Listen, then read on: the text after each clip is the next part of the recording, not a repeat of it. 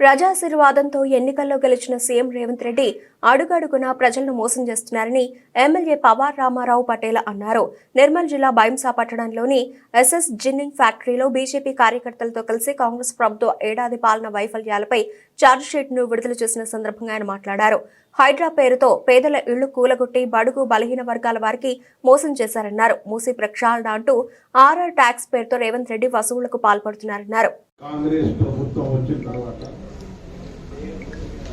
సంవత్సరాల్లో గడిచిపోయింది. సంవత్సరం లోపట్లో ఏదైతే హామీలు ఇచ్చారో 66 గ్యారెంటీలు, అబద్ధాల గ్యారెంటీలు, 66 మోసాలు, 430 హామీలు ప్రజలకు మోసం చేసి ఈరోజు పరిపాలన చేస్తున్నాం. ఈ పరిపాలన చేసిన తర్వాత కూడా నాది సంవత్సరం గడిచింది, నేను ఏం పని చేయలేదు, ఈ సంబరాలు చేస్తున్నాం.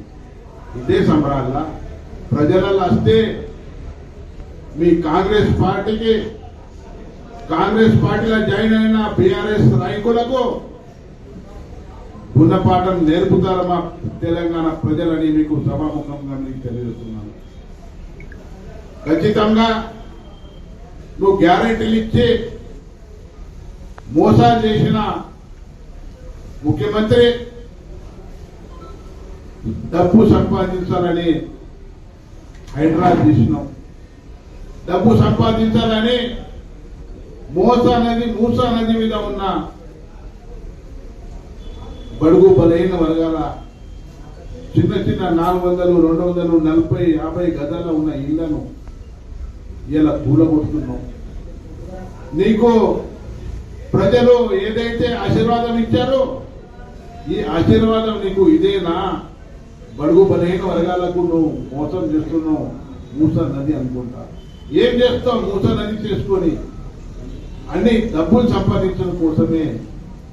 అంటే మా ప్రభుత్వం, మా నాయకుడు ఆర్ఆర్ ట్యాక్స్ అని చెప్పిండు, అది వాస్తవం అయ్యేలా ఆర్ఆర్ ట్యాక్స్. కాళేశ్వరం కట్టిన పాత గవర్నమెంట్ ఇప్పుడు కూడా కూలిపోయింది, ఎక్కడ కూడా